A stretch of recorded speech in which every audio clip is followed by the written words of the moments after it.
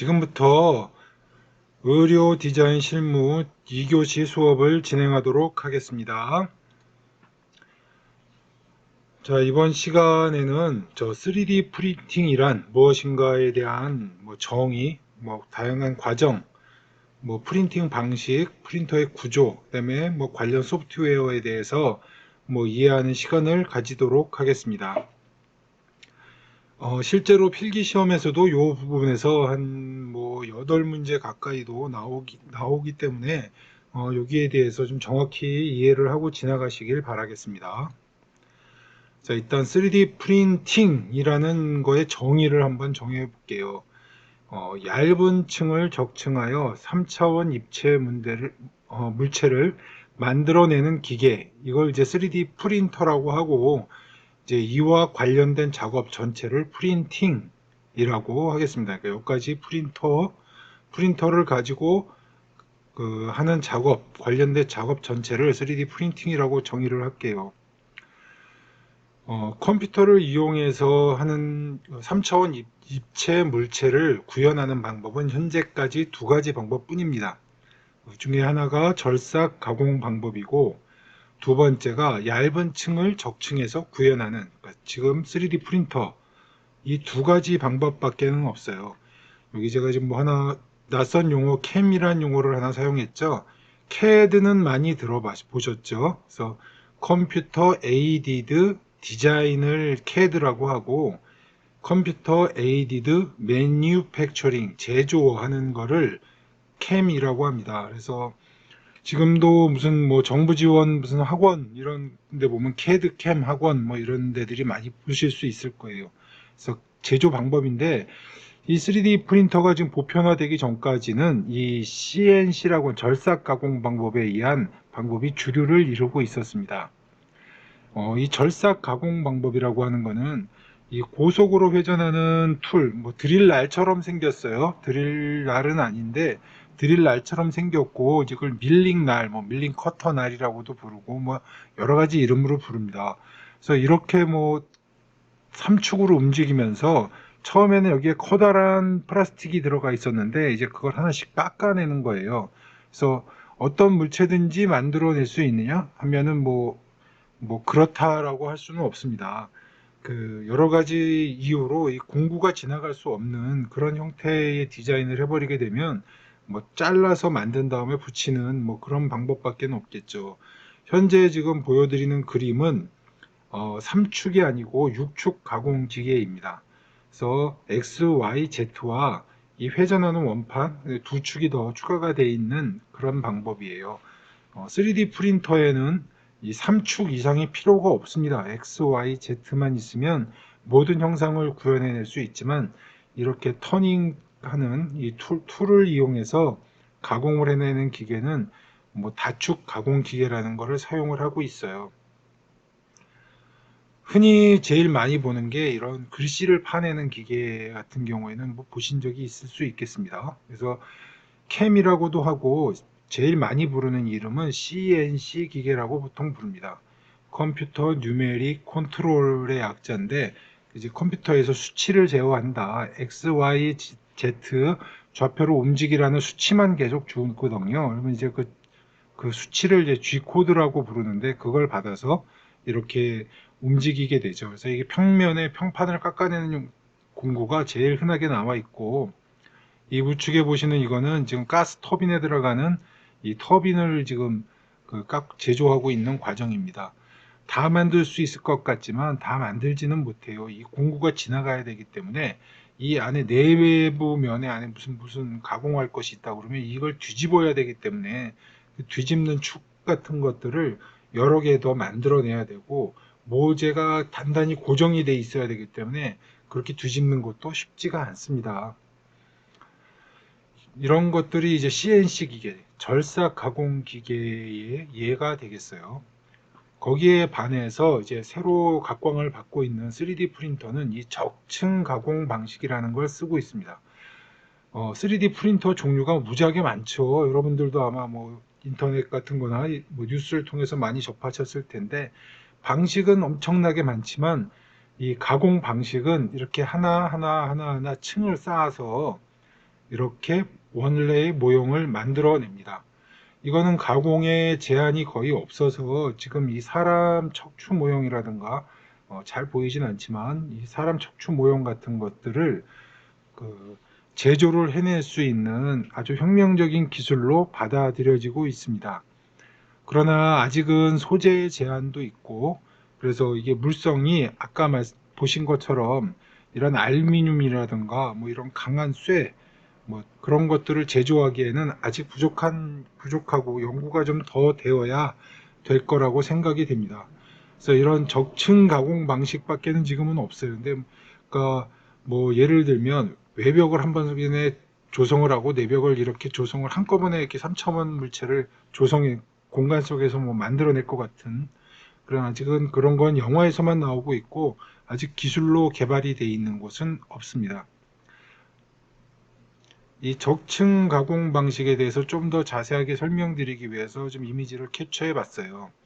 이제 한 층 한 층 한 층을 이제 레이어라고 보통 부릅니다.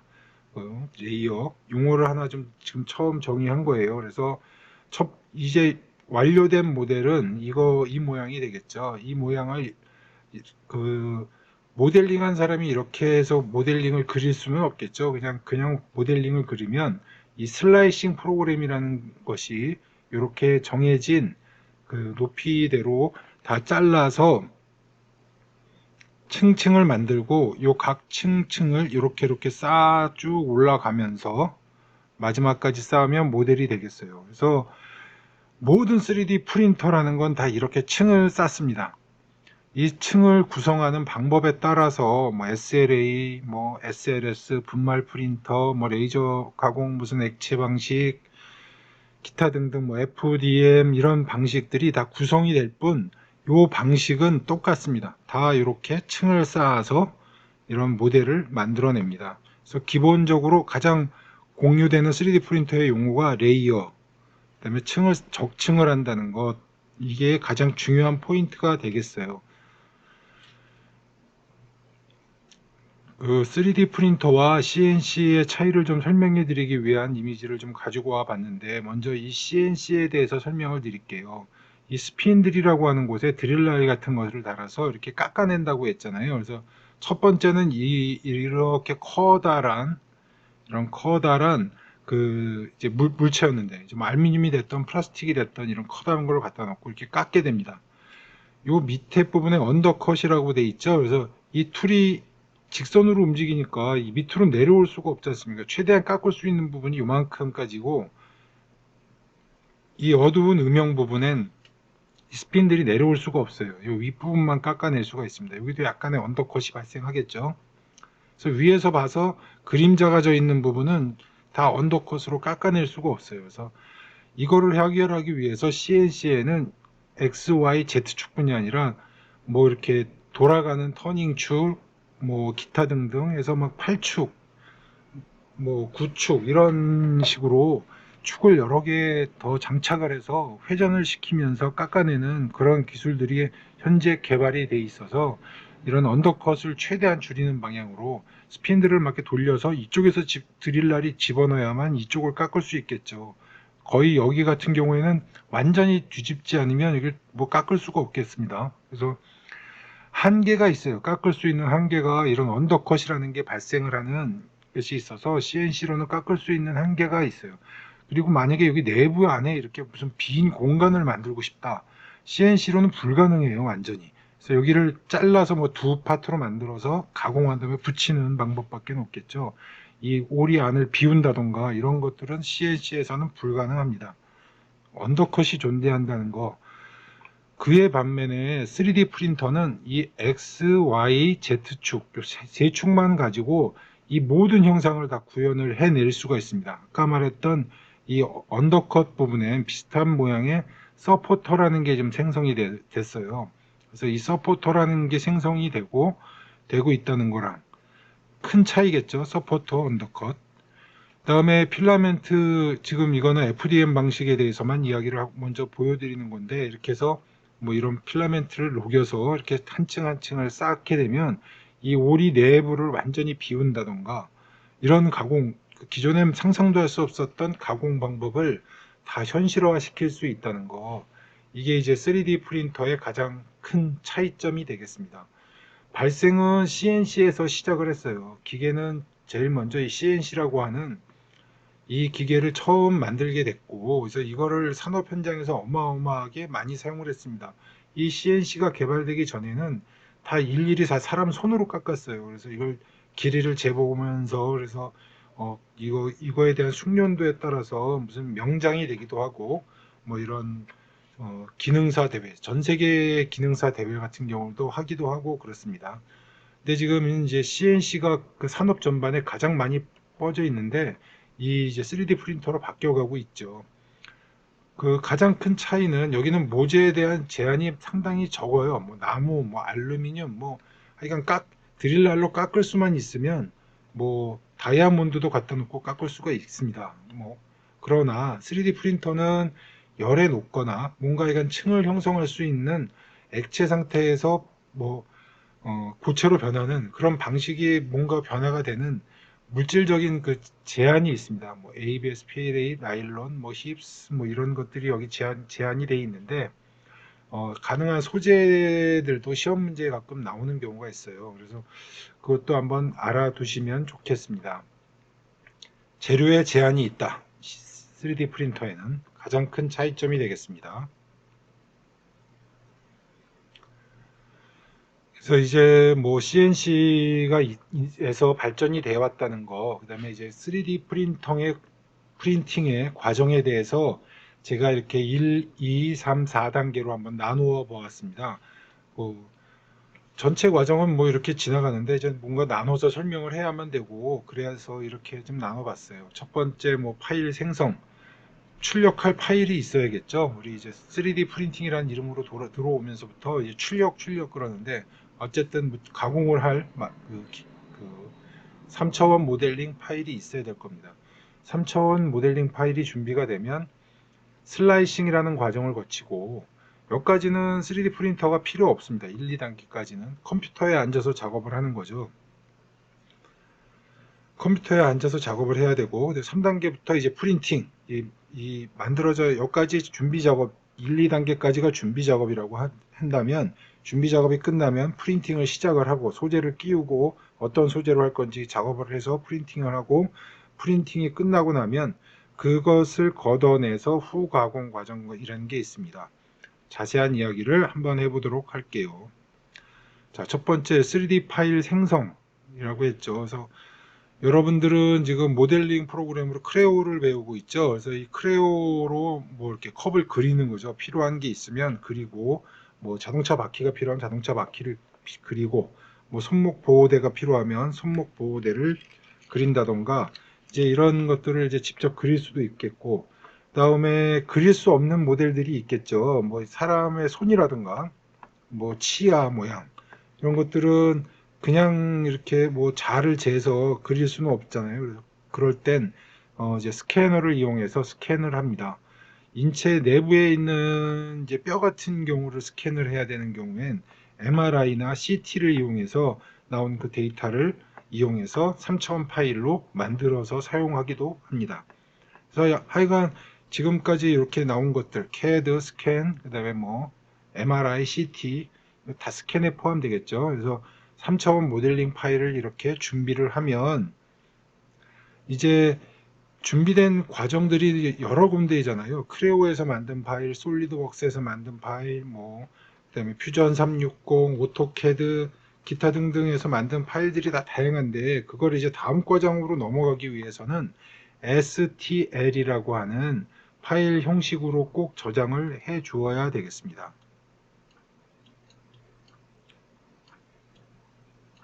여기는 이제 뭐 파일 이름이 되는데 파일 형식이죠.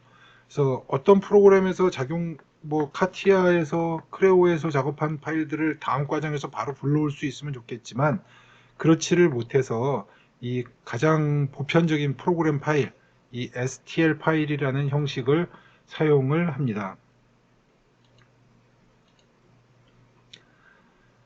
자, 이제 두 번째 단계로 넘어갈게요. 두 번째 단계가 이제 제일 중요한 컴퓨터에서 제일 중요한 과정이 되겠습니다. 모델링 파일은 실제로는 뭐 실습을 할 때는 직접 그리지 못하겠으면 싱기버스나 마이 미니 팩토리 등에서 다운로드 받은 파일을 사용하기도 합니다. 그래서 그렇게 뭐 이쁘게 만들어져 있는 캐릭터 같은 걸 다운받아서 제가 처음 보여드렸던 타노스 같은 경우도 제가 그린 게 아니에요. 그냥 딱 그 싱기버스에서 다운로드 받은 파일입니다. 그래서 그런 걸 뭐 국내에서 그린 것도 아니고 저기 뭐 어디 미국 어딘가에서 그렸겠죠. 그런 파일을 그냥 전송받아서 이렇게 제조를 하고 있다는 건 참 신기한 일이에요. 그래서 어쨌든 하여간 이걸 다운을 받으면 이제 2단계로 G코드를 생성하게 됩니다.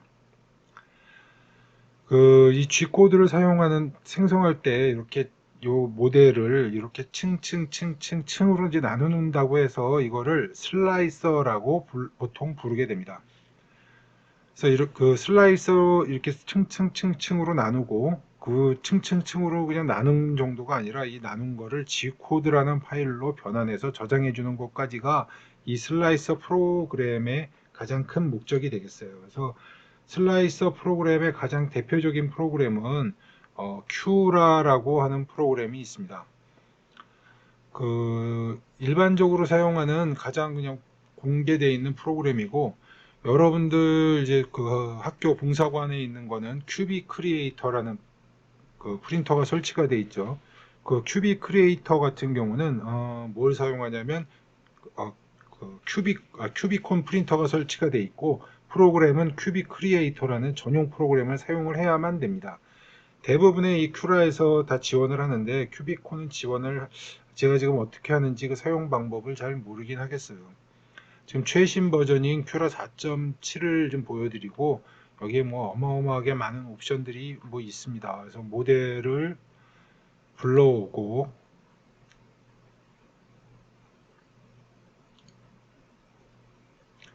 뭘 한번 불러볼까요?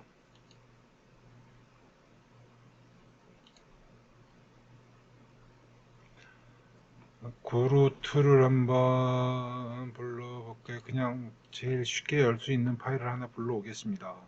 뭐 이런 식으로 이걸 불러와서 뭐 크기도 조정을 하고, 뭐 이런 식으로 해서 위치도 조정할 수 있고 합니다. 그래서 여기 나와 있는 이제 요 설정 값들을 이용해서 슬라이스라는 과정을 거치게 되고, 슬라이스라는 과정을 거치게 되면 여기 이제 미리 보기를 한번 해볼게요. 아까 처음에 보여드렸던 것처럼 지금 여기 뭐 거칠게 보이는 요것들이 한 층 한 층이 되겠어요. 요걸 이제 692층이나 되네요. 이렇게 내려보면서 이렇게 층이 구성이 되는구나, 이런 것들을 확인해 볼 수 있겠습니다. 뭐 보는 그거에 따라서 뭐 여기 이거를 이제 지우고 키우고 하면서 이거 이제 그 노즐의 움직임이라든가 그런 것도 한번 해볼 수 있고, 여기서 이렇게 미리 프린팅 과정에 대해서 시뮬레이션을 해 볼 수도 있습니다. 요 큐라와 큐비콘 뭐 사용 방법에 대해서 다음 시간 아니면 뭐 그 다음 주나 다다음 주부터 시작을 하도록 할게요.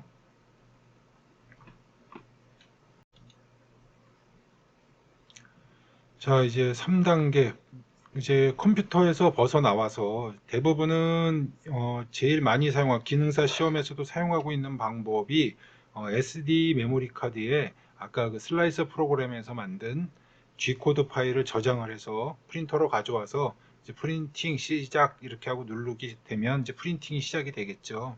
이 프린팅 단계에서는 준비를 해야 될 게 이 필라멘트를 준비를 해야겠죠. 그래서 이렇게 단면을 쭉 싸서 이게 잘 동작이 되는지, 바닥에 첫 번째 레이어가 잘 쌓이는지 확인을 하는 겁니다.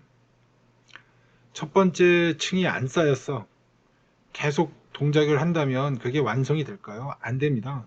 첫 번째 레이어가 바닥에 딱 단단히 고정이 돼야만 그 다음 층을 쌓을 수가 있어요. 예, 뭐 당연한 얘기죠. 당연한 얘기인데 대부분 이제 그 실기 시험이나 프린터에서 실수하시는 분들이 그냥 눌러놓고 가버려요. 안 봐.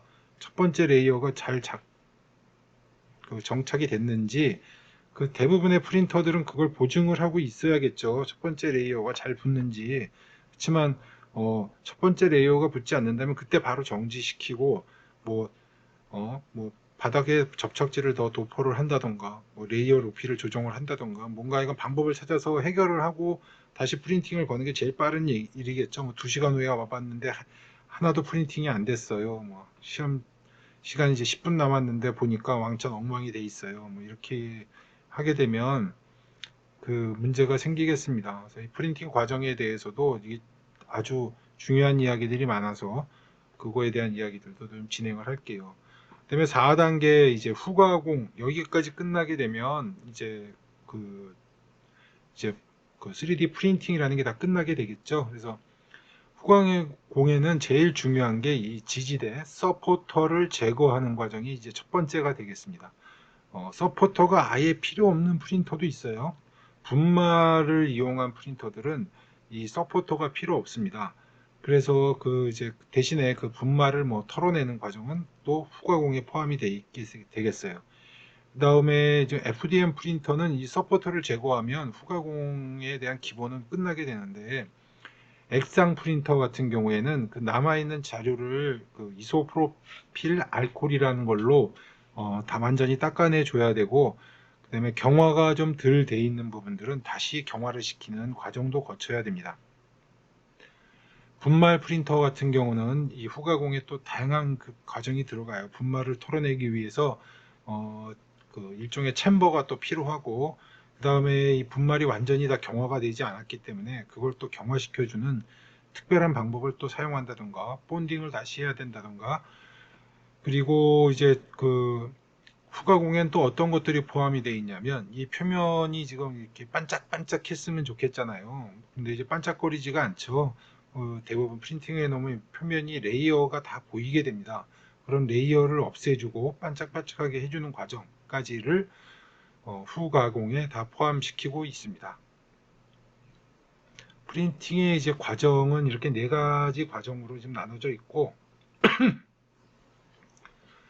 이제 그 시험 문제도 또 많이 나오는 이제 그 프린터의 종류에 대해서 이렇게 이제 막 많이 나옵니다. 뭐 SLA는 뭐냐, 뭐 SLS는 무엇이냐, 뭐 그래서 프린터들이 종류가 너무 많아서 이거를 그냥 단순히 그 이름마다 다 그거를 설명하기는 너무 긴 시간이 걸리기 때문에 제가 지금 보니까 지금까지 나와 있는 프린터들은 이런 네 가지 방식으로 지금 돼 있어요. 그리고 이걸 네 가지 그 프린터들을 나누는 가장 그 중요한 그거는 아까 한 층 한 층 적층을 하잖아요. 근데 이 적층을 뭐 어떤 방법으로 적층을 하는가? 그 층을 만들어내는 때 그래서 그 한 층을 만들어내는 그 재료라든가 방식 그런 거에 따라서 구분을 할 수 있겠어요. 그래서 뭐 3D 프린터 지금 뭐 초창기에는 이 플라스틱 밖에는 없었는데 요새는 뭐 금속, 유리, 뭐 점토, 뭐 목재 이런 것들도 다 3D 프린팅을 할 수가 있어서 좀 다양한 방식의 기계들이 많이 제공이 되고 있습니다. 그래서 이 네 가지 중에 제일 이제 많이 접하고 우리 그 기능사 실기 시험에서도 사용하고 있는 FDM 프린터는 이 노즐에서 무언가 재료를 짜내서 층을 구성하는 방식의 기계에 포함이 되겠고 그리고 또 액체 상태의 수지를 빗으로 굳혀서 층을 구성하는 방식 가루 상태의 재료를 사용하고 가루를 굳혀서 층을 구성하는 방식 판을 잘라서 층을 구성하고 각 판을 붙여서 입체를 구성하는 방식 이렇게 네 가지로 크게 분류를 해볼 수 있겠다 싶어서 이렇게 지금까지는 나와 있는 기술들을 이렇게 한번 나누어 보았습니다. 자, 여기 이제 짠에서 뭘 하는 그런 방식들에 대해서 이제 설명을 드릴게요. 초창기에도 뭐 그렇고 지금 음식 프린터 뭐 그런 것들이 나오고 있는데 그것들이 이제 어떻게 구성이 되냐면 뭐 점토, 초콜릿, 쿠키 반죽, 뭐 시멘트를 이용해서 집을 짓기도 합니다. 이런 거를 이제 페이스트라고 하고 압출을 한다는 거를 이제 이거 짜낸다는 뜻이죠. 압출은 짜낸다는 거를 익스트루션이라고 합니다. 그래서 뭐 페이스트 익스트루션 기계라고도 하는데 이제 기존에 이렇게 페이스트 상태 뭐 초콜릿이나 이런 것처럼 그냥 늘 약간의 그 점토질 이런 것들을 이 아니고 이제 플라스틱을 뽑고 싶어요. 그래서 이제 플라스틱 중에는 열 가소성 수지라는 게 있습니다. 이게 무슨 뜻이냐면 열을 가하면 녹고 식으면 형태가 딱딱하게 굳어지는 소재, 이런 것들을 열 가소성 수지라고 합니다. 열 경화성 수지라고 해서 한번 열을 가하면 물러지기는 하는데 그 다음에 다시 원형으로 돌아오지는 않는 그런 소재도 있어요. 그거는 3D 프린팅 소재로 사용을 할 수가 없습니다. 열 가소성 소재만 할 수가 있고, 이 녹인다는 그 영어가 퓨즈라는 용어를 써요. 퓨즈, 녹인다. 그래서 이제 퓨즈, 열 가소성을 가진 대표적인 게 이제 플라스틱입니다. 이러한 방식을 퓨즈드 익스트루션이라고 하고, 퓨즈드 익스트루션, 그러니까 녹여서 압출하는 방식의 대표적인 기술명이 FDM 이라고 합니다. Fused Deposition Modeling의 줄임말이에요. 근데 그 FFF라는 용어를 쓰기도 합니다. Fused Filament Fabrication이라는 얘기를 쓰는데 왜 이제 이런 말이 뭐 이렇게도 쓰고 저렇게도 쓰는 일이 왜 생겼냐면 다 FDM이라는 용어를 썼어요. 근데 이제 초창기 이제 이 프린터들이 나올 때 FDM에 특허가 걸려 있었습니다. 이 용어에.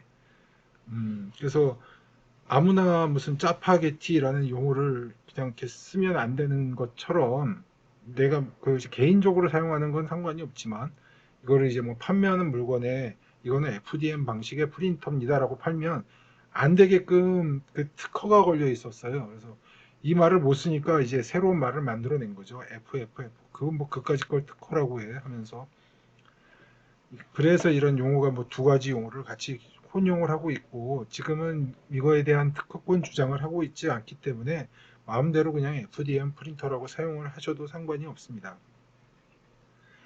FDM 프린터의 가장 뭐 대표적인 것들은 여러분들 지금 학교에 있는 프린터들이고 기능사 시험에서도 다 이 FDM 프린터로만 사용을 합니다. 여기에 사용하는 이제 가느다란 실같이 미리 감겨져 있는 이 플라스틱을 필라멘트라고 하고 국내에서는 이 필라멘트 두께가 누가 정한 건 아니지만 1.75mm만 사용을 하고 있어요. 근데 이제 미국이나 뭐 유럽 같은 데는 다른 것들을 사용하고 있습니다. 울티메이커라고 하는 그 큰 회사에서는 2.85라고 하는 자기네만 사용할 수 있는 필라멘트를 사용하고 있고, 그다음에 뭐 미국 같은 경우에는 3mm짜리 필라멘트를 사용하는 게 주 그거예요. 그래서 이런 것들이 있다. 자, 이제 그 좀 이따가 다시 한번 또 설명을 할 것이기 때문에 이제 짜내는 방식, FDM, FFF, 필라멘트, 요게 이제 주 그거겠어요. 이번엔 이제 빗으로 굳히기라고 제가 이렇게 완전히 하나 그걸 해놨는데 이거에 대한 프린터도 학교 안에 지금 있습니다. 봉사관 307호에 있는데 어, 그 학생들이 좀 사용하기 좀 불편하게 돼 있어요. 그래서 그 불편한 소재를 사용하고 있습니다. 그 액상의 수지를 상태로 사용하기 때문에 고장도 좀 잘 나는 편이고 해서 지금은 좀 약간 봉인을 해놓은 상태죠. 작년에 좀 사용하다가 고장을 하도 많이 나서 그 이제 뭐냐면 이제 플라스틱 소재 중에는 평소에 액체 상태인데 빛을 UV라고 합니다. UV라는 게 뭐냐면 자외선을 얘기해요. 울트라 바이올렛의 줄임말이고 자외선을 받으면 액체 상태에서 딱딱하게 굳는 소재들이 있습니다. 이건 여러분들이 자주 보고 살아요. 주변에서 일단 이제 뭐 여학생들 뭐 위주겠지만 매니큐어 중에 보면 이제 페디큐어 샵이라고 해요. 이제 매니큐어 이제 발라주고 뭐 이렇게 하는 그런데 무슨 이렇게 그 이름을 정확히 잘 모르겠습니다. 폼젤이라고 든가 뭐 하여간 그런 매니큐어 중에 보면 약간 두껍게 발라지는 매니큐어인데 바르고 뭐 이렇게 파란색 나는 그 파란색이라고 해야 되는 게 맞는지 모르겠습니다만 하여간 그런 불빛이 나는 곳에다 손을 이렇게 딱 집어넣고 손가락을 집어넣죠. 그러면 이제 딱딱하게 붙는 그런 매니큐어도 있어요. 그런 것들을 빛이 닿으면 딱딱하게 된다는 것을 광경화성이라고 합니다. 포토컬러블이라고 하고 그래서 이게 뭐 많이 산업 현장에서 많이 사용이 되고 있어요. 이뿐만 아니라 뭐 인쇄소에서도 사용을 하고 있고 여러분들 어떤 뭐 명함 같은 걸 자주 받아볼 나이가 아직 아니지만 어떤 명함들을 보면 글씨가 이렇게 볼록하게 플라스틱 뭘 붙여놓은 것처럼 볼록하게 튀어나와 있는 잉크들이 있어요. 그런 것도 광경화성 수지를 이용을 합니다. 하여간 그 매니큐어에 사용하는 그거랑 똑같은 재질이에요. 플라스틱 액체 상태인데 빛을 받으면 딱딱하게 굳습니다. 그래서 이거를 이렇게 딱 그 수조 벳이라고 합니다. 이거 이렇게 빗으로 붙이는 프린터에 사용하는 수조를 VAT 이렇게 불러요. 그래서 용액을 거기다 부어놓고 뭐 회사에서 사용하는 빔 프로젝터 같은 것으로 거기다 이제 빗을 이제 쏘면 DLP라고 하고 이거를 그 빛을 레이저 빔으로 조사를 한다고 하죠. 이제 그 빛을 쏘이게 되는 거를 SLA라고 부릅니다. 이게 3D 프린팅의 첫 번째 기술 특허를 낸 거는 이거예요. 그래서 첫 번째 사업으로 그 하기로 하고 3D 시스템즈라는 회사가 생긴 그 기술입니다. 최초의 3D 프린팅 기술이고 그래요. 그래서 근데 이제 뭐 많은 단점, 장점 뭐 이런 것들을 가지고는 있는데 그 뒤에서 또 한 번 더 설명을 길게 하기로 하고 이름만은 꼭 기억하셔야 됩니다. DLP와 SLA 액체 상태의 소재를 사용하고 빗으로 붙인다. 이번에는 가루를 붙여서 만드는 프린터라는 게 좀 있습니다. 이제 만약에 그 금속 소재, 이제 알루미늄을 프린팅 한다고 생각해 보세요. 알루미늄 한 1000도 넘게 해서 녹는데 필라멘트 상태로 만들어서 노즐로 밀어내려면 그 필라멘트를 녹이는 그 부분이 한 1000도가 돼야 되는데 그냥 일반 시타, 조그만 시타로 그걸 만든다는 건 쉽지가 않습니다. 그래서 그런 것들을 하기 위해서 이제 가루를 바닥에다가 싹 깔아놓고 이제 그 고출력 레이저를 쏘게 되면 그 부분이 확 녹아버리겠죠. 그 이제 용접기 같은 걸 상상해 보시면 될 거예요. 그럼 이제 그리고 빛을 쏘이면 그 부분만 녹을 겁니다. 이제 그뭐더 편하게 생각하면 설탕 가루를 바닥에다 한 층을 깔아놓고 레이저를 쫙 쏘이게 되면 뜨거운 열을 받으면서 그 열이 레이저를 받은 부분만 이렇게 굳을 거예요. 이 녹은 가루가 이렇게 엉겨 붙는다는 것을 소결이라고 이제 우리 말인가요? 이게 소결? 예, 한자어죠. 예, 우리말 신터링이라고도 합니다. 이거를. 그래서 선택적으로 레이저로 그 소결을 한다. 그래서 SLS라고 이렇게 부릅니다. 이름이 비슷하죠. 좀 전에 SLA가 나왔고 SLS가 나왔잖아요. 그래서 이거 두 개가 색깔리기 때문에 시험에 계속 나옵니다. 예. SLA에 대한 설명으로 틀린 것은 하면서 이제 가루 3번쯤에 이제 가루를 사용해서 뭐 이런 얘기가 나와요. SLS로 프린터에 대한 설명으로 틀린 것은 그러면서 또 나와요. 반대로 분명히 여러분들은 A하고 S 뒤 글자만 지금 다르지만 여기 영문 스펠링은 완전히 셀렉티드 레이저 센터링이고 이 SLA는 스테레오 리소그라피 어퍼레이처스입니다. 그래서 뭐 완전히 내용은 다른데 그 이제 약자는 비슷하죠. 저는 이제 이거를 이제 저도 뭐 이걸 다 외우고 댕기지도 못하니까 그래서 이 에잖아요. SL 액체 이렇게 외우고 있습니다. SL 액체 프린터. 예, SLS는 뭐 그냥 내버려 두면 하나는 둘 중에 하나는 가루구나. SL 액체 프린터는 라는 것만 구분을 해주시면 시험 또한 두어 문제는 맞히실 수 있을 것 같아요. 방금처럼 가루를 뿌려놓고 레이저를 뿌리는 걸 SLS라고 하는데 가루를 뿌려놓고 거기에다가 이제 그 접착제 만약에 순간 접착제 같은 거를 이렇게 똑똑똑똑 떨어뜨린다고 하면 그것도 또 한 층이 또 구성이 될 거 아닙니까? 그래서 이런 프린터도 사용을 하고 있거든요. 접착제를 사용하는 걸 이제 바인더 젯이라고도 보통 부르고 거기다가 이제 이 접착제를 잉크젯 방식의 잉크젯 프린터도 이렇게 약간 미세한 잉크방울이 나와서 이렇게 종이에다 뿌려지는 거잖아요, 액체. 그래서 그 잉크 대신에 본드를 넣어서 색깔이 들어가 있는 본드를 넣어서 프린팅을 하는 걸 이제 뭐 CJP라고도 합니다. 이제 가루를 넘어서서 이제 잘 지금은 뭐 많지는 않는데 그 이런 프린터도 있다는 거. LOM이라고 합니다. 우리가 한 층 한 층 적층을 한다고 했잖아요. 근데 그 적층을 하는 그걸 소재를 그냥 이렇게 종이를 A4 용지를 사용한다고 생각해 보세요. 그래서 이렇게 잘라서 쭉 쌓으면 입체가 되겠죠. 그래서 초기에 뭐 나온 것은 아닌데 이스라엘에 있는 회사에서 좀 이 기술을 가지고 하는데 국내에도 들어와 있는데 그 장점이 뭐냐면 여기다가 칼라 레이저 프린터로 싹 인쇄를 한 다음에 이렇게 잘라서 쭉 쌓아요. 그러니까 옆에서도 총천연색이 보이는 거예요. 그래서 인체라든가 사람 캐릭터들 있죠. 보통 이렇게 똑같이 왜 무슨 예? 빅뱅의 누구죠? 그 친구 얼굴을 그 캐릭터로 만든 거를 3D 프린터로 뽑았는데 똑같이 나와 는 경우들을 보면 대부분 이 프린터를 이용을 해서 뽑은 기계입니다. 대부분. 가장 큰 장점은 옆에서 보는 총천연색을 구현해낼 수 있다는 거. 그게 가장 큰 장점이 되겠어요. 요새는 다른 방식의 프린터들도 몇 개가 좀 더 있기는 있어요. 근데 이제 시험에는 나오지는 않고 잉크젯 프린터에 이제 뒤에 또 다시 한번 설명을 할게요. 여기까지만 하고 또 설명을 하도록 하겠습니다.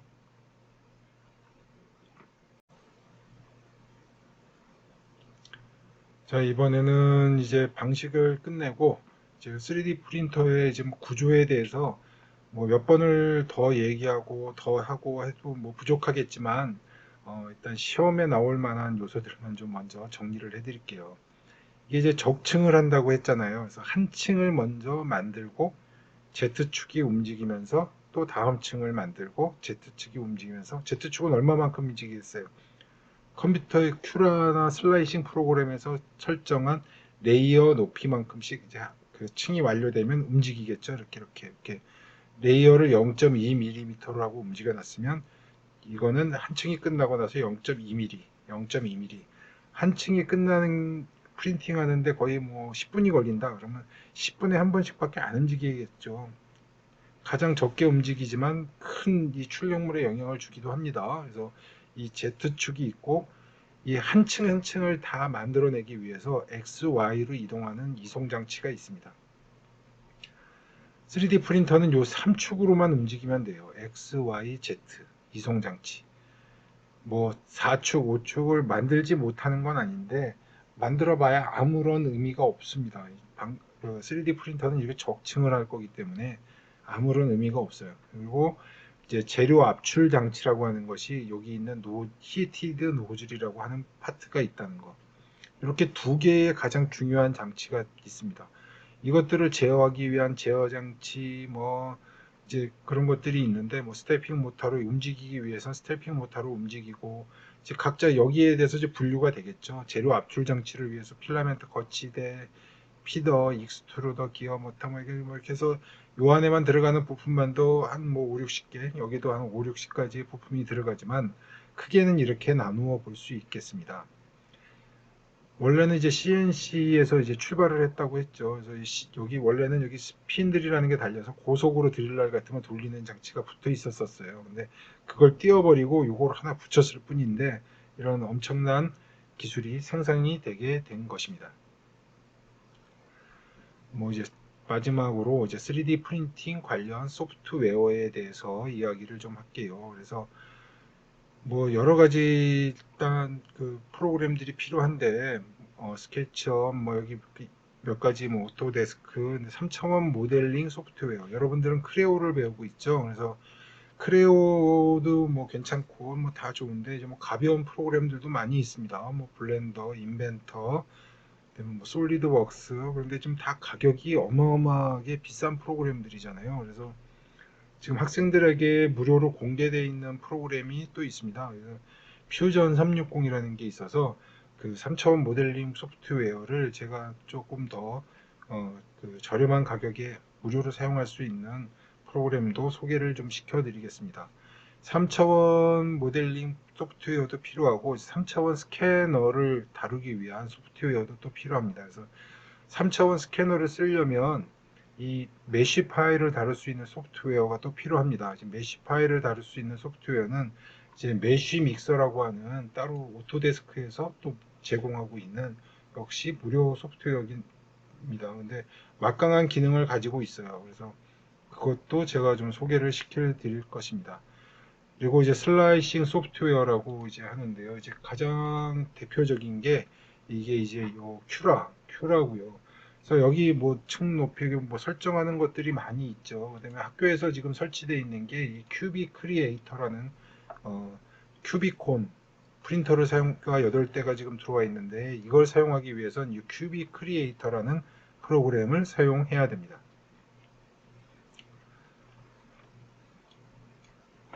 이 큐비콘 프로그램은 이런 식의 인터페이스를 가지고 있고 뭐 열기 뭐 이런 식으로 해서 모델을 뭐 불러오게 됩니다. 음, 얼마 전에 컴퓨터를 막 정리를 해버렸더니만 파일이 몇 개 안 남아 버렸네요. 그래서 이렇게 불러와서 뭐 프린팅을 하는 과정은 큐라하고 인터페이스 여기에 있는 인터페이스 위치 이런 것들만 다를 뿐 그, 그 뭐라고 그래야 되죠? 이 옵션 값들은 다 비슷비슷한 내용을 가지고 있습니다. 여기 이렇게 뭐 레이어 높이, 아까 여기 큐라에서 보면 제일 중요한 여기는 층 높이 이렇게 돼 있죠. 그래서 이런 용어들만 다를 뿐 뭐 크게 힘들지 않으니까.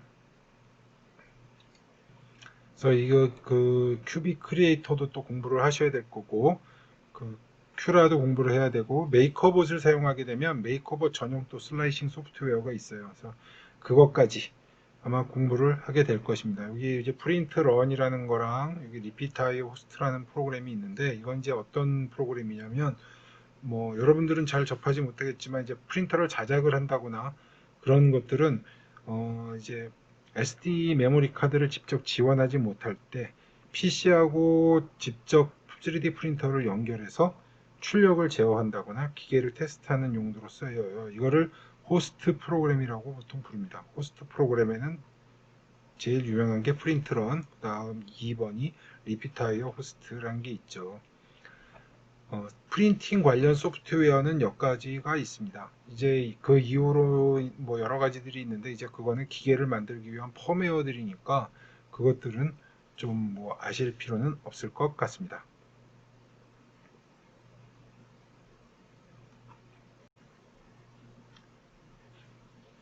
이번에는 각 방식에 대해서 좀 자세하게 알아보도록 하겠습니다. 이제 FDM 방식을 제일 먼저 할게요. 여러분들이 집중력이 떨어지기 전에. FDM 방식 여러분들 이제 시험에 실제로 실기 시험에서 사용할 프린터고 학교에도 지금 들어와 있고 그렇죠. 이거의 약자는 Fused Depositing Modeling 또는 Deposition Fabrication 뭐 이렇게도 사용을 하고 오픈소스 쪽에서는 FF 방식이라고도 불린다라고 이렇게 돼 있죠. 이게 아까도 말씀드렸지만 이게 특허가 걸려 있었어요. 근데 지금은 뭐 그거에 대한 특허가 풀린 건지 그거 특허권에 대해서 주장을 하지 않기 때문이라고 저는 생각을 합니다. 그래서 이 FDM 방식 프린터에는 가장 중요한 게 여기겠어요. 여기 예, 필라멘트 익스트루더란 것과 히티드 노즐 이게 가장 중요한 필라멘트를 집어넣어서 계속 밀어내는 장치와 필라멘트를 계속 앞으로 밀어내는 장치와 열로 녹여서 내는 장치 그 다음에 요 빌드 플레이트 폼이라는 게 있다는 거 이게 이제 제일 중요한 이야기가 되겠어요. 그리고 이 빌드 플레이트 폼이 이렇게 움직이는 경우도 있고 이 노즐 자체가 위아래로 이렇게 움직이는 경우도 있습니다. 하여간 X, Y, Z축 3축으로만 이동하면 됩니다.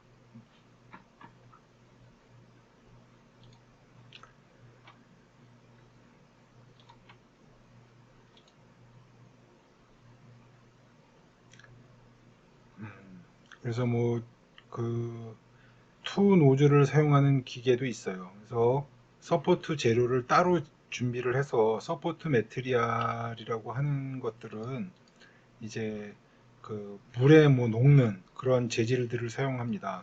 물에 녹는 재질 중에 가장 유명한 거는 PVA라고 하는 필라멘트를 사용을 해요. 빌드 매트리얼은 뭐 여러 종류가 있지만 이 서포트 매트리얼은 PVA라는 걸 사용하고 물에 이거는 녹습니다. 그래서 서포트를 제거할 때 이거를 다 출력이 된 다음에 물에다 집어넣으면 이 서포트가 자동으로 이렇게 물에 완전히 녹지는 않아요. 흐물흐물 물에 뿌른 라면처럼 돼버립니다. 그래서 손으로 쉽게 그냥 쓱 문지르면 다 떨어져 나가게끔 되겠죠. 지금 만들어져 있는 것 중에는 완전히 용해가 되는 그런 재질도 나와는 있습니다. 이 기계를 처음 만든 사람은 이 글루건으로 만들었었어요. 그 글루건으로 아이 장난감을 만들어 주려고 이제 성탄절이 크리스마스가 가까워 올 때 아이한테 뭔가 의미 있는 선물을 하나 좀 만들어 주면 좋겠다 하면서 어떤 엔진 큰 회사에 다니는 엔지니어가 이걸 이제 만들었고 그걸 이제 특허를 냈고 스트라타시스라고 하는 지금은 세계에서 제일 큰 마우스로 글씨를 쓰려니까 너무 힘드네요. 하여간 스트라타시스라고 하는 회사가 그 특허를 가지고 회사를 만들었고 지금은 세계에서 뭐 제일 큰 회사가 되어 있습니다.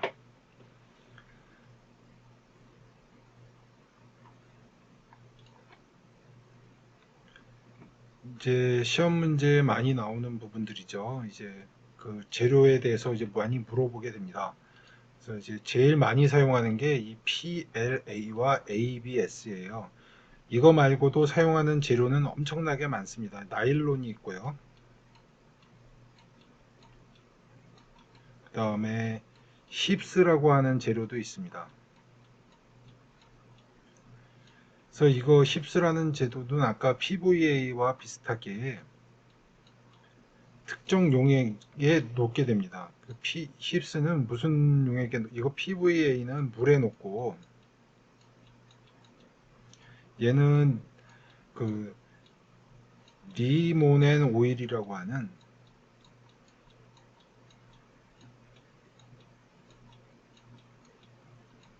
리모넨 오일이라고 하는 그 특정 용액에 녹는 그런 재질입니다.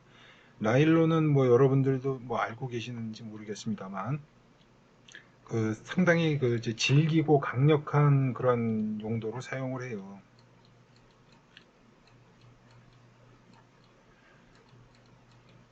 기타 등등 뭐 검색을 해보면 너무 많은 재료가 있어서 여기다 다 나열을 못할 정도로 많은 재료가 있습니다. 뭐 우드, 나무 목재 가루를 섞은 그런 필라멘트도 있어요. PVA에다가 나무가루를 섞은 것, 그다음에 뭐 그 스틸, 철가루를 섞은 것도 있고, 그다음에 뭐 구리가루를 섞은 그런 필라멘트도 있고, 그다음에 뭐 자석에 붙는 마그네틱 필라멘트도 있습니다.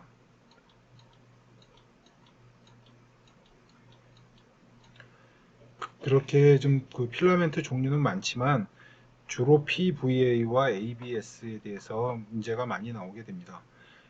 PLA는 그 출신이 옥수수 가루에서 만들어진 재료래요.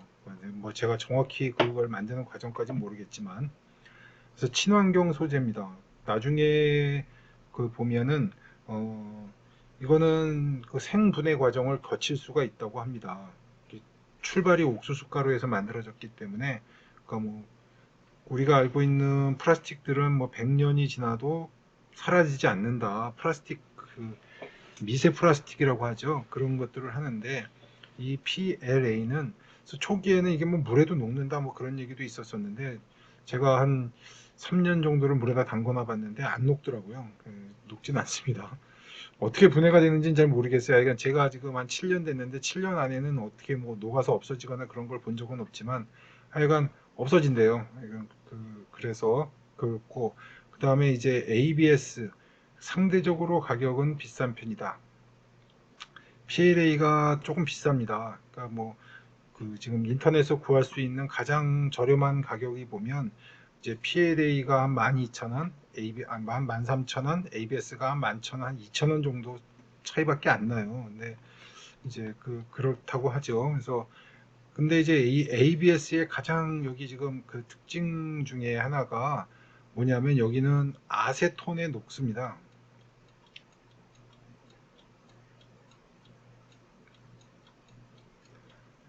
아세톤에 이 ABS라는 재료는 녹아요. 그래서 훈증이라는 용어를 또 사용을 하는데 이거 이제 후 처리할 때 또 한번 이야기를 할 건데, 아세톤을 약간 따뜻한 게 가열하면 아세톤 이제 아시죠? 매니큐어 지울 때 사용하는 그 아세톤이에요. 근데 매니큐어 지우는 그 정도 갖고는 안 되고 그건 이제 그, 그 농도가 얕은 거고, 이제 공업용으로 나와 있는 이제 99% 이상 99% 이상의 아세톤이 있어요. 이거는 약국에서도 뭐 판매를 합니다. 그냥 불이 붙질 않기 때문에 그 휘발성은 상당히 높지만 알코올처럼 뭐 불이 붙지를 않아요. 아세톤은.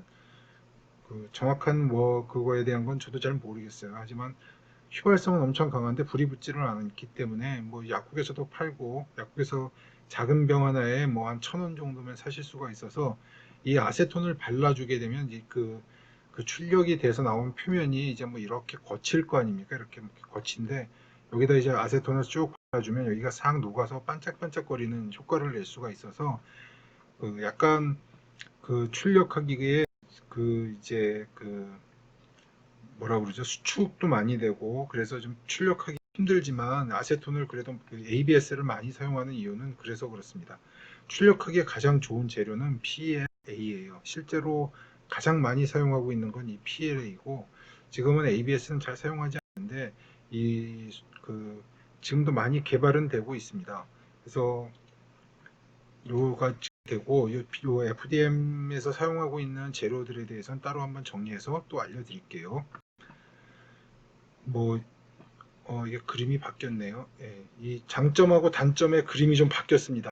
예, 그림을 바꿔서 좀 보시기 바랍니다. FDM 방식은 뭐 이제 개인용 3D 프린터에서 가장 큰 비중을 차지하고 있고, 다른 방식과 비교했을 때 가장 저렴합니다. 가장 여기서 뭐 중요한 단어는 이거 저렴하다예요. 가장 쌉니다. 만들기도 쉽고 가장 저렴하다는 거. 이게 가장 장점이에요. 가장 장점. 단점은 이거 반대겠죠. 그런 방면에 비해 이제 그 소재가 그렇게 다양할 수가 없어요.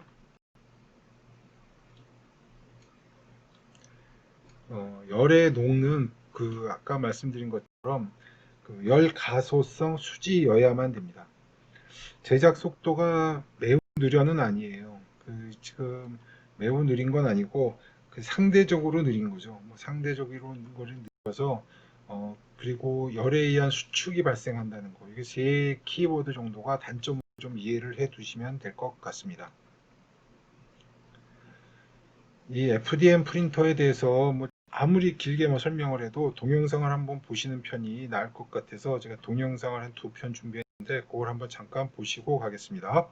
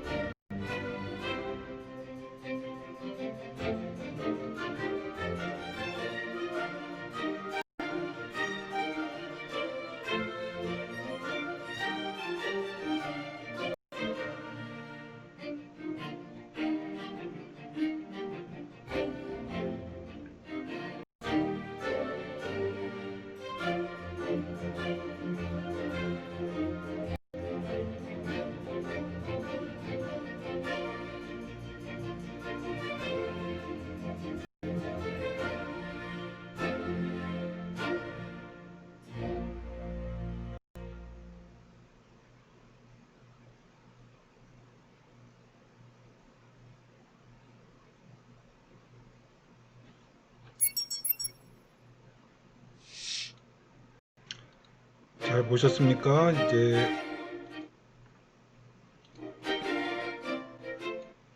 그래서 지금 보시는 것처럼 뭐 이렇게 몇 가지들이 있는데 여기에 이제 나오는 이름들 이런 것들을 다 한번 정리를 한번 해드리도록 할게요. 그래서 그 프린터마다 이제 여기 사용하고 있는 요 쿨 엔드라고 부르는 핫 엔드라고 부르는 이런 부분들이 다른 모양들을 다 가지고 있습니다. 지금 여기는 가장 많이 사용하고 있는 E3D 방식의 그 회사 이름이에요. E3D라는 곳이 E3D 시스템즈라는 곳에서 개발한, 그리고 가장 많이 공급돼 있고 가장 많은 카피본도 존재하는데, 이제 각 회사들마다 자기들의 고유의 이 모양을 가지고 있지만 이름은 똑같습니다. 똑같은 부분이 있어야 돼요. 쿨핸드, 하드핸드라는 것이 있어야 되고, 노즐, 히터, 히팅 블록, 뭐 히트 싱크, 익스트루더 블록 이런 것들이 다 존재를 해야 된다는 거. 동영상을 한번 더 보여드릴게요. 지금 보여드릴 동영상은 이제 뭐 인터넷 유튜브에서 타임랩스라고 이제 검색을 하시면 검색을 하실 수 있는데, 이게 많이 나와 있는데, 이제 카메라로 이걸 이제 적층하는 과정을 순간순간 사진으로 찍어서 이걸 동영상으로 이제 만든 겁니다. 이 사람 만든 사람도 상당히 정성을 들였는데 조회수가 상당히 높아요. 이거 보고 있으면 약간 힐링되는 그런 것도 좀 있어서 어, 그 아까 이제 말로만 설명드렸던 한 층을 쌓고 그 위에 또 한 층을 쌓아서 그 입체를 만든다는 거에 대해서 이거를 보는 것보다 더 잘 설명을 할 수는 없을 것 같아서 이거를 잠깐 보고 지나가도록 하겠습니다.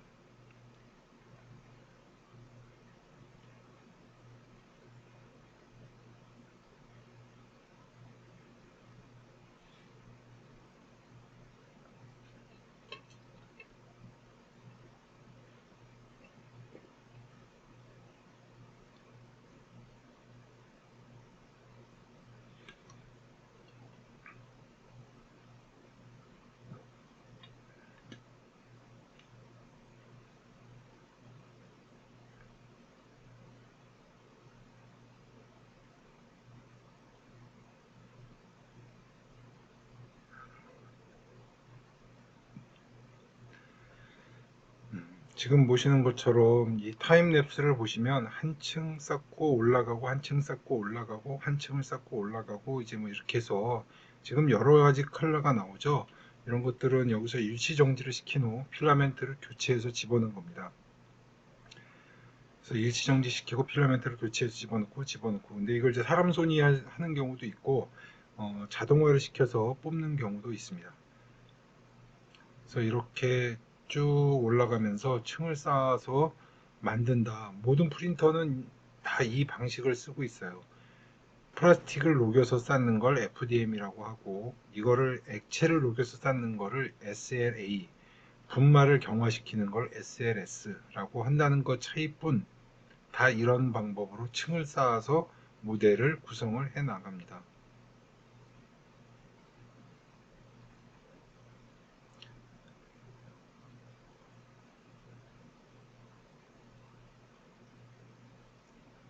그래서 이 3D 프린팅으로 뽑은 것의 가장 큰 단점은 이렇게 쌓은 결이 보인다는 거예요. 이렇게 층이 올라간 결이 보인다는 게 이 3D 프린팅의 가장 큰 단점 중에 하나로 되겠습니다.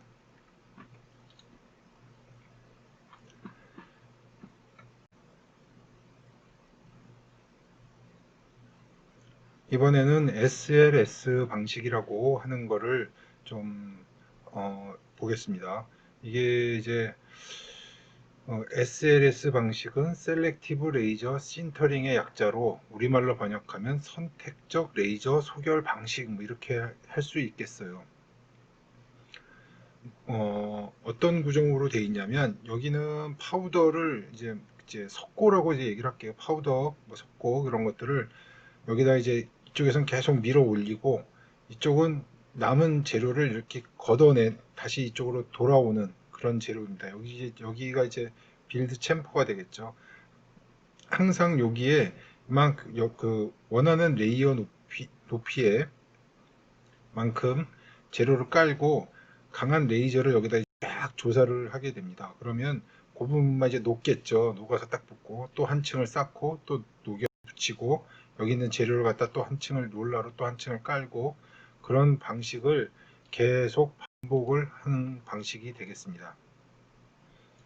조금 간략도로 다시 한번 그려 놓은 건데요. 이런 식으로 되기 때문에 이 조사가 안 된 부분에 이만큼 안 된 그 재료가 남아 있겠죠. 그래서 이거는 서포트를 생성할 필요가 없어요.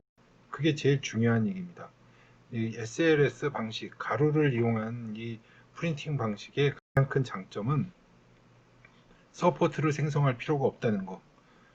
레이저를 사용하는 건 SLA와 SL 액체 방식과 이제 비슷한데 그 가장 큰 차이점은 가루를 사용하면서 이 서포트가 생성을 할 필요가 없다는 거예요. 그래서 주로 뭐 이제 다양한 이런 이렇게 뭐 스틸, 알루미늄 이런 재료들을 많이 이용합니다. 그래서 뭐 치과용 이제 임플란트, 치아 이런 것들도 뽑아낼 수가 있어요. 지금 여기 보면 이게 조그매 보이지만 이게 거의 뭐 여러분들 캐비넷만한 크기입니다. 출력 사이즈는 뭐 15cm, 15cm밖에 안 되는데 아주 작은 베드지만 강한 레이저와 뭐 이런 것들을 뭐 가지고 오기 위한 그런 것들이 많이 부품이 필요하기 때문에 기계가 상당히 큰 편이에요.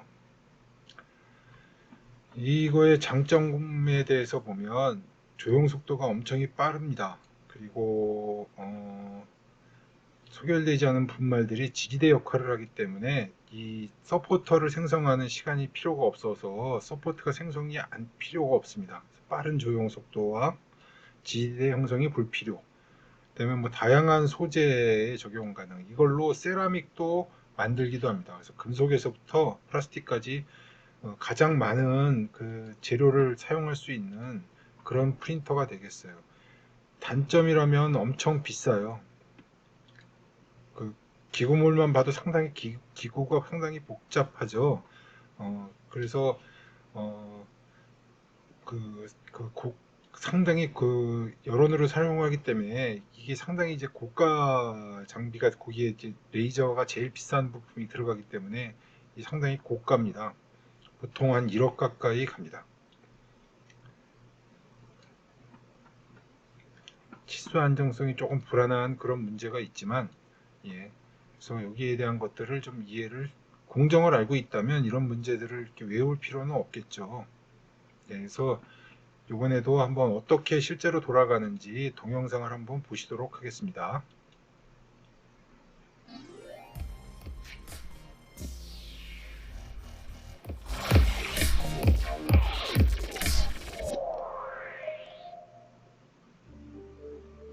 Selective laser sintering, or SLS, is a rapid prototyping technology that turns 3D CAD data into physical parts in a matter of hours. SLS is an additive manufacturing technology that uses powdered nylon 11, nylon 12, and PEEK materials. Parts produced are lightweight, highly durable, and both heat and chemical resistant, making SLS an excellent choice, producing production parts without the expense of tooling. The SLS process begins by splitting 3D CAD data into thin cross-sections or layers. The data is then transferred to the SLS additive manufacturing equipment. The machine then begins to create the first layer. After a leveling roller spreads a thin layer of powdered material across the powder bed, the CO2 laser traces the cross-section on the material. As the laser scans the surface, the material is heated and fused together.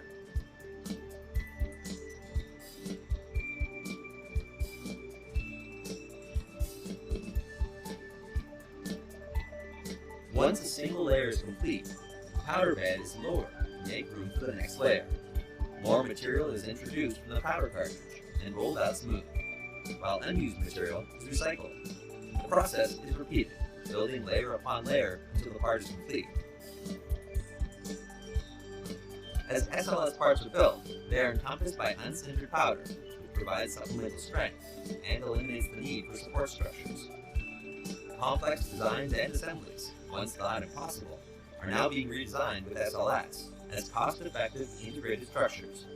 Solid Concepts manufactures parts utilizing nylon with property-enhancing fillers to create rugged SLS parts suitable for a variety of prototype and production applications. Typical uses for SLS include tools and fixtures, fuel tanks, flight-rated components for unmanned aerial vehicles, automotive designs, air ducts, architectural models, and artistic sculptures.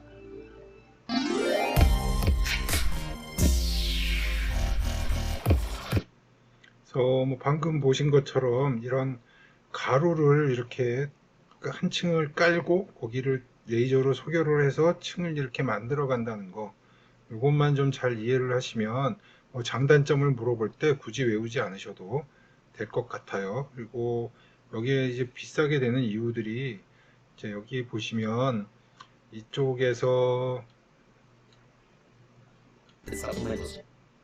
이제 보면 파우더가 이쪽에서 계속 공급이 되고 이쪽에서는 그 파우더가 남은 부분들을 계속 회수해 가면서 실제로 이만큼을 다 파우더가 채우게 되죠. 그래서 이제 단점이라면 이제 출력된 것들을 이렇게 끄집어내서 이 가루들을 다 그 깨끗하게 다시 회수를 해야 됩니다. 이 회수하는 장비도 필요하고, 그래서 이제 이런 것들이 조금 문제가 되고 있지만 가장 최고의 뭐 출력 품질을 유지하면서 뽑을 수 있는 뭐 그런 기술이 되겠습니다. 뭐 그 SLS에 대한 것들이 좀 많이 나오기 때문에 한 번 더 볼게요.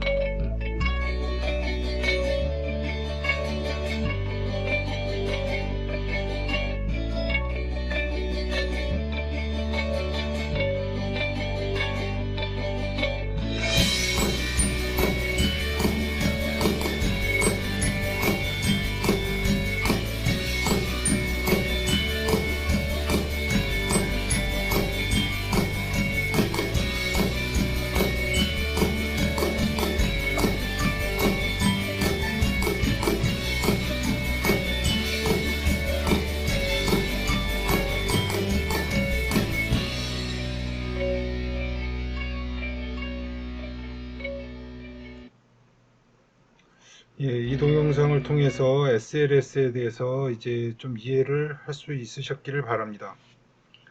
다음에 앞부분에선 설명을 안 드렸는데 이제 기타 3D 프린팅 방식 중에서 지금 그 가장 지지를 받고 있는 그런 방식이 있습니다. 여러분들 잉크젯 프린터의 원리를 대충은 아시죠? 그래서 잉크젯 프린터를 한번 보시면 노즐에서 이제 잉크가 이렇게 방울로 된 잉크가 똑똑 떨어져서 종이에 이제 이렇게 그 여기 노즐에서 이렇게 한 방울씩 이 노즐에서 잉크를 분사하게 되죠. 아주 미세한 분말을 그 잉크를 뽑아낼 수 있기 때문에 그 잉크 대신에 이 UV 그 아까 봤던 그 UV 그 광경화성 수지 광경화성 수지를 노즐로 분사를 합니다. 하고 바로 빛을 가하게 돼서 밑에서 바로 경화가 되게끔 그 FDM 프린터하고 SLA 프린터를 합쳐놓은 것 같은 그런 현상이 일어납니다. 그래서 그 노즐 구멍의 개수에 따라서 뭐 이거 한 면을 동시에 이제 A4 용지를 한 번에 우리 보통 촥 그 프린팅을 하잖아요. 그런 식으로 이걸 한 번에 딱 프린팅을 해버릴 수가 있기 때문에 속도도 빠르고 표면 조도나 정밀도도 상당히 높습니다. 이름은 MJM이라고 보통 부르는데 이거를 시험에 나온다 그러면 좀 문제가 될 수도 있긴 합니다만, 그래서 다양한 노즐에 다양한 재료를 뽑아낼 수가 있어서 수지와 지지되는 데는 그냥 그 딱딱하게 굳지 않는 물에 쉽게 녹는 재료를 뿜어내서 할 수 있는 그런 재료까지 돼서 서포트 구성도 아주 쉽고 지금 가장 주목받고 있습니다. HP에서 이 기술을 절대적으로 밀고 있고 스트라타시스에서도 지금 가장 밀고 있는 기계는 이 기계입니다. 이 방식에 대한 동영상도 한 2개가 되는데 이걸 좀 한번 보도록 할게요.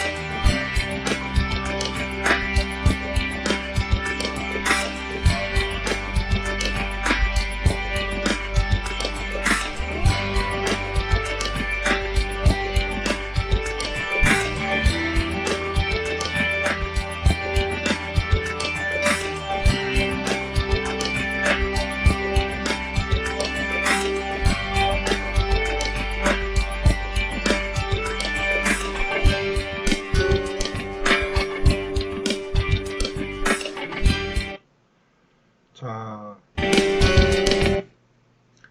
그 다음에 한 편을 좀 더 보도록 하겠습니다.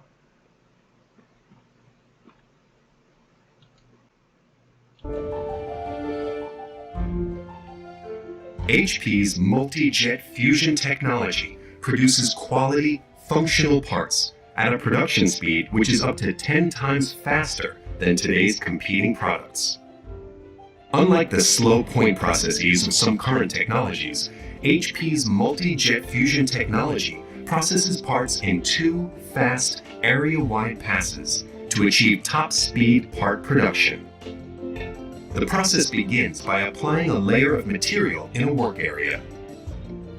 In the opposite direction, in one continuous pass, we print fusing and detailing agents across the full working area. This pass combines the printing with the fusing energy, and the process is then completed. HP's proprietary architecture is capable of printing 30 million drops per second along every single inch of bed width, enabling extreme precision and dimensional accuracy.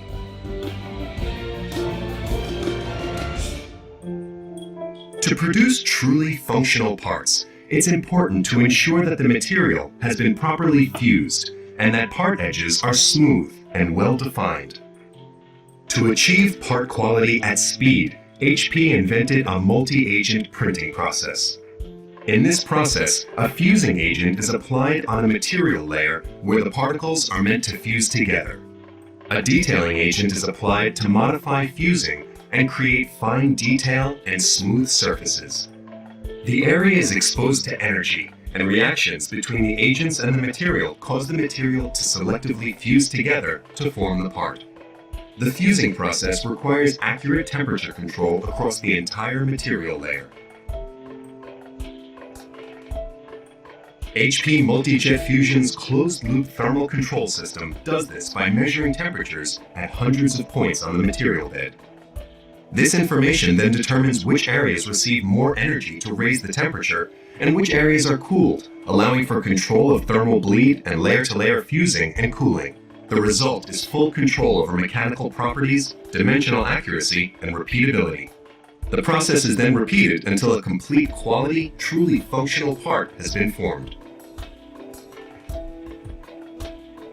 This is how HP's proprietary area-wide processing compares with existing popular point processing technologies for building functional parts. In the time it takes these slower point processes to build 1,000 parts, HP's multi-jet fusion technology would have created several thousands of parts. Using HP's proprietary multi-agent printing, the HP Multi-Jet Fusion technology achieves new levels of part quality at these breakthrough speeds. In 3D design and printing, a voxel represents a value on a regular grid in a three-dimensional space, like a pixel with volume. By controlling the properties of each individual voxel through agents, HP Multi-Jet Fusion can produce parts that can't be made by other methods. Taking advantage of HP's in-depth knowledge of color science, HP's 3D printers could in the future selectively print a different color at each volumetric pixel. A single 3D printed part could have literally millions of colors.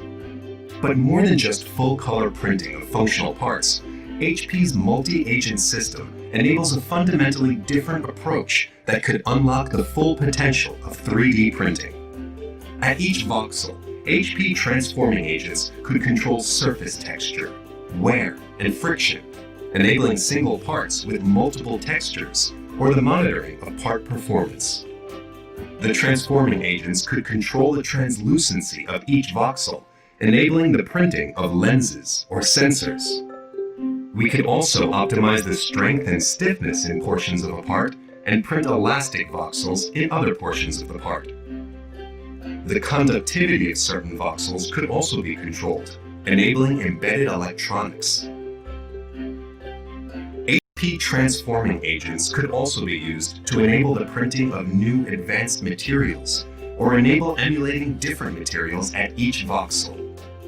HP's multi-jet fusion technology could enable design and manufacturing possibilities that surpass the limits of our imagination.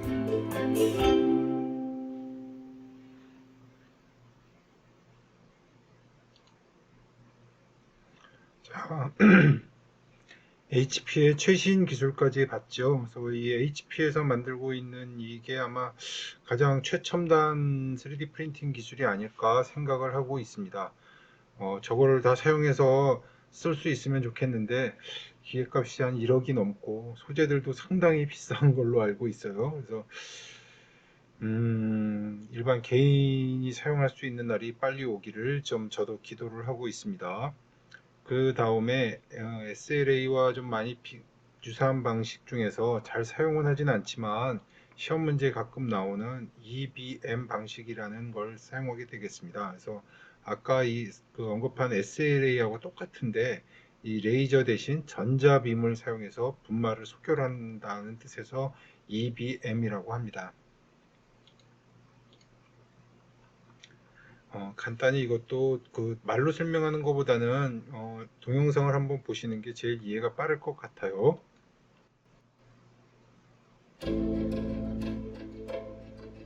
Additive manufacturing offers greater freedom in design and allows for the creation of optimized parts that are not constrained by the limits of traditional manufacturing.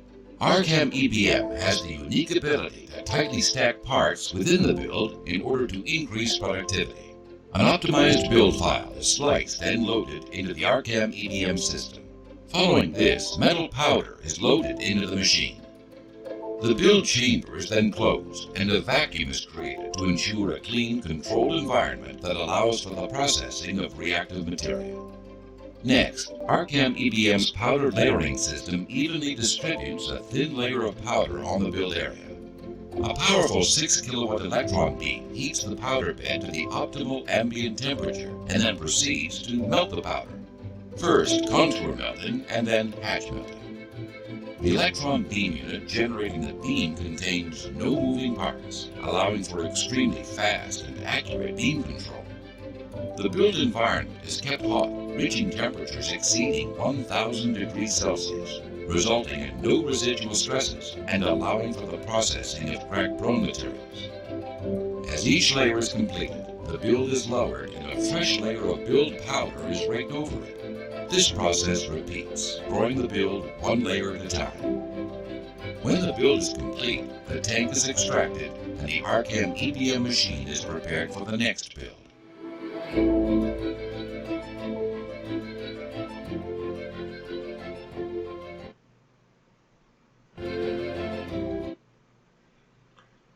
이제 EBM 방식의 가장 큰 뭐 장점이라고 하면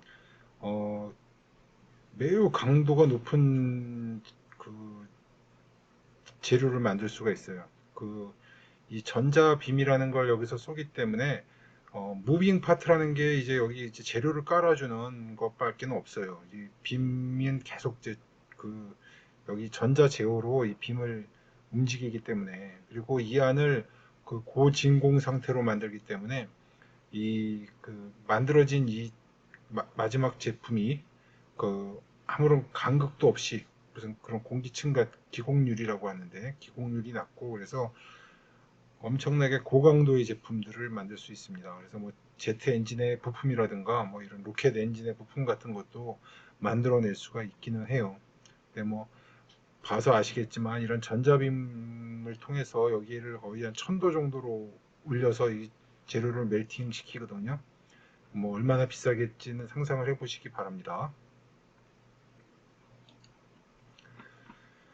정말 DMT라고 하는 이제 국내에서 만들어진 기술이 있는데, 이것도 뭐 이렇게 크게 주목을 받고 있지는 못하지만 하여간 이런 게 있다는 거, 그다음에 EBF 방식이라는 게 있다는 거 정도만 알고 있으면 좋겠어요. 그래서 아직 상용화 기술이라고 하기에는 너무 좀 그런 게 있고, 이제 마지막으로 이제 LOM 방식, 앞에서도 한번 설명을 했었죠. 이제 도식을 하면 종이를 이렇게 롤로 계속 보내면서 레이저 커팅기라고 해서 이건 뭐 흔히 볼 수 있죠. 그래서 한 장 한 장 커팅을 하고 그것들을 접착제를 발라서 계속 이제 붙여나가는, 접착제를 바르는 경우도 있고 히트 롤러로 눌러서 열로 접착을 하는 경우도 있고 해서, 이것 또한 무슨 서포트라는 의미가 필요가 없겠어요. 이 판 전체를 다 한 번에 만들어내야 되니까 여기 남는 부분들은 다 버려야 되겠죠. 뭐 버리는 부분이 엄청나게 많기 때문에 저가 장비는 아니고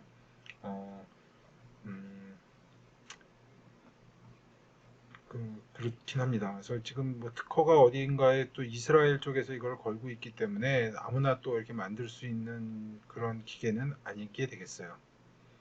자, 여기까지 하고 자, 다음 주 수업에 만날 수 있도록 하겠습니다. 감사합니다.